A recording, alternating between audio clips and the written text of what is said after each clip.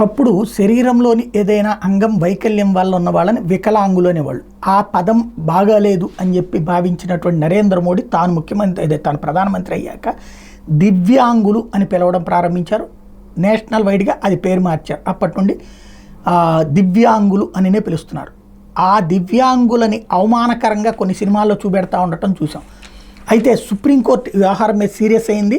సినిమాలు ఇతర దృశ్య మాధ్యమాల్లో దివ్యాంగులు కించపరిచేలా ఎగతాళి చేసేలా చూపించడం మీద సుప్రీంకోర్టు తీవ్ర ఆగ్రహం వ్యక్తం చేసింది.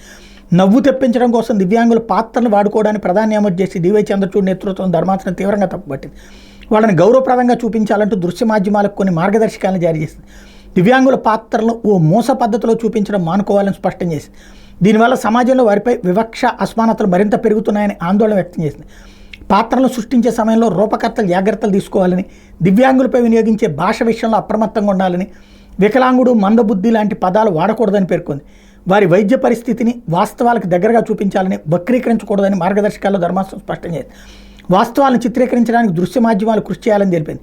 దివ్యాంగులు ఎదుర్కొంటున్న సవాళ్లను మాత్రమే కాకుండా వారి విజయాలు, ప్రతిభ, సమాజానికి చేసిన సేవను చూపించాలని ఆదేశాలు పేర్కొంది. ఈ విషయంలో రచయితలు, దర్శకులు, నిర్మాతలు, నటులకు అవగాహన ఉండాలని, ఇందుకోసం కార్యక్రమాలు రూపొందించాలని చెప్పింది.